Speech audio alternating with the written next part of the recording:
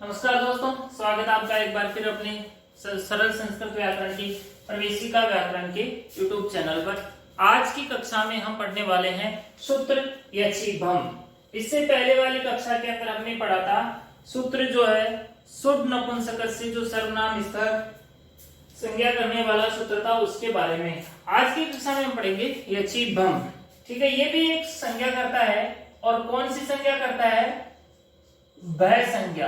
कौन सी संज्ञा करेगा यहाँ पे? भय संज्ञा। ठीक है, वैसे भय संज्ञा यहाँ पर भय संज्ञा होगी। अब ये होगी किसकी? यहाँ पर इसके लिए हमें सूत्र का यहाँ पे पदच्छेद करना पड़ेगा कि इसमें क्या क्या है और क्या क्या बीमारियां, इसको यहाँ पे अपने को बाहर निकालना पड़ेगा। इसमें मुझे दो शब्द लग रहे हैं, यछि और भम। भम से समझ में आ रहा है कि ये भय संज्ञा करेगा, लेकिन यछि क्या एक यच प्रत्यय है? नहीं, प्रत्याहार तो नहीं है। लेकिन जब हम इसके पदच्छेद करते हैं तो यहाँ पे एक तो यह निकल के आता है और एक अची निकल के आता है। यह में अ मिल जाता है और यछि बनता है। और तीसरा जो वर्ण है यहाँ पे वह है भम। वैसे मतलब भय संज्ञा। ठीक है, तो ये पदच्छेद करने से हमें समझ में आ रहा है अची का मतलब अच होते हैं, अच यानी स्वर होते हैं। अच का मतलब तो क्या हो गया? स्वर। और ये का मतलब यह हो गया, ये अची भम। अब हम इसकी वृत्ति पढ़ते हैं। ये वृत्ति में क्या कहता है? देखो, ये कहता है कि यह आदिशु ऐसे प्रत्यय जिनके शुरू में यह हो, ऐसे प्रत्यय जिनके शुरू में यह हो। हमें ज्यादा से ज्यादा कोशिश करनी चाहिए कि हम सूत्र से ही अर्थ को समझने की कोशिश करें कि वो क्या काम करता है और कहां कहां करता है। तो यह आदिशु मतलब ऐसे प्रत्यय जिनके शुरू में या तो यह आ जाए या फिर अज आदिशु या फिर उनके शुरू में अज आ जाए। अज यानी शुरू में स्वर आ जाए। स्वर कैसे?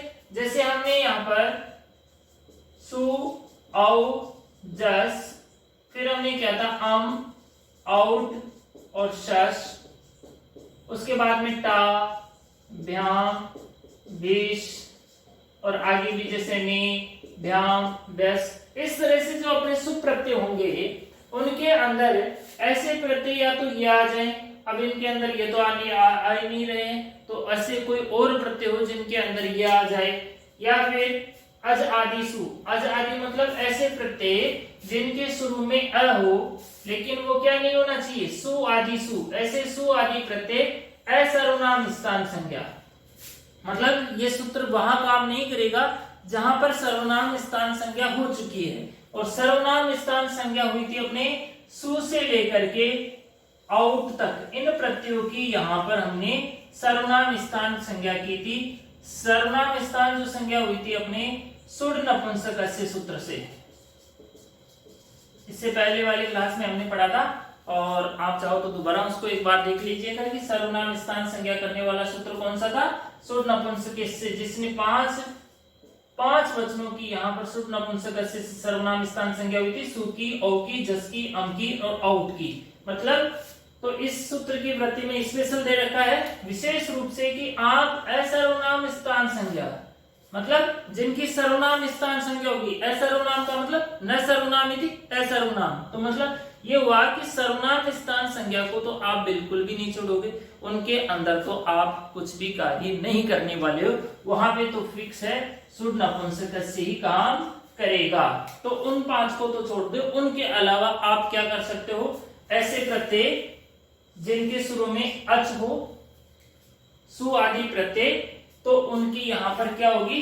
भय संज्ञा होगी।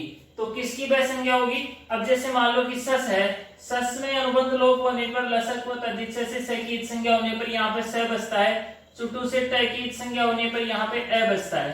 तो इनको हम अजादि मानेंगे। जैसे न में भी ईद संज्ञा होने पर यहाँ पे ए बसता है, तो ऐसे आगे भी जैसे ओस आएगा, ठीक है, नस आएगा, नसी आएगा, उनके अंदर भी नहीं आएगा, तो उनके अंदर भी उनकी संज्ञा होने पर अ मतलब स्वर शेष बसता है, तो वो अज आदि प्रत्यय कहेंगे।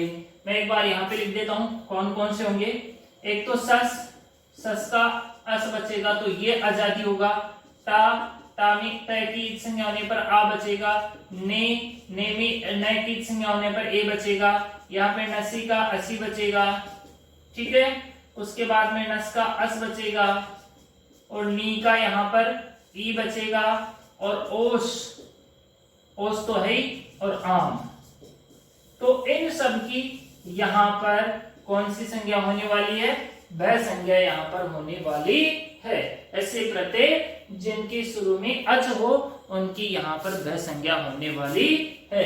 यहाँ पर अच तो इनमें भी था, लेकिन यहाँ पे स्पेशल कहा गया कि शुद्ध नपुंसक से जिन 5 की सर्वनाम स्थान संज्ञा करता है उनको तो आपको डिस्टर्ब करने की ही जरूरत नहीं है। दूसरी बात, वह संज्ञा इनकी नहीं होगी। यहाँ पे लिखा हुआ पूर्वम वह संज्ञा, इनके पूर्व जो शब्द होंगे, जिस तरह से आगे हम जब सिद्धि बनेगी विश्वपा, विश्वपा प्लस द्वितीया के बहुवचन में सस होगा और सस का यहाँ पर अस बचेगा, तो यहाँ पर स्थिति हो जाएगी विश्वपा प्लस अस, विश्वपा प्लस अस। तो ये जो प्रत्यय हो गया वो अजादी प्रत्यय हो गया। ठीक है, शुरू में स्वर आ गया इसके, तो ये सूत्र यहाँ पर भय संज्ञा इसकी नहीं करेगा, इसके पूर्व में जो पद होगा उसकी यहाँ पर भय संज्ञा होगी। तो इसकी यहाँ पर भय संज्ञा विश्वपा शब्द की होगी, न कि यहाँ पे अज आदि प्रत्ययों की भय संज्ञा होने वाली है। सर्वनाम स्थान संज्ञा इन प्रत्ययों की हुई थी और भय संज्ञा इन प्रत्ययों की नहीं होती है। इनसे पूर्व में जो होता है उनकी भय संज्ञा होती है।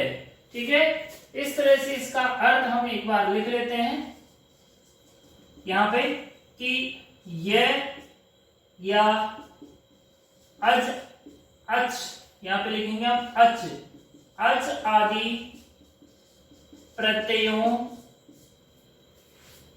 से पूर्व शब्द की वह संज्ञा होगी। जो पूर्व, उनसे पहले वाला जो शब्द होगा उनकी वह संज्ञा होगी असर्वनाम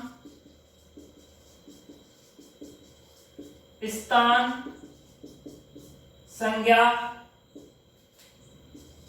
में। असर्वनाम स्थान संज्ञा मतलब जिनकी सर्वनाम स्थान संज्ञा हो चुकी है उनकी नहीं होगी, या यहां पे हम लिख सकते हैं कि सर्वनाम स्थान संज्ञा में नहीं होगी। इस तरह से आपको सही रहेगा। ठीक है, तो ये सूत्र कहता है कि मैं भय संज्ञा करता हूं और किसकी करता हूं? इन शब्दों के पूर्व में, इन प्रत्ययों के पूर्व में कोई भी शब्द रूप रहेगा उसकी यहाँ पर भय संज्ञा होने वाली है। ठीक है, इनकी भय संज्ञा यहाँ पर नहीं होगी। ठीक है, तो ये था यचिबम सूत्र। मुझे आशा आपको अच्छे से समझ में आ गया होगा। एक बार इसका स्क्रीनशॉट ले ले ताकि आप अच्छे से इसको अपनी नोटबुक में उतारें। थैंक्स, धन्यवाद।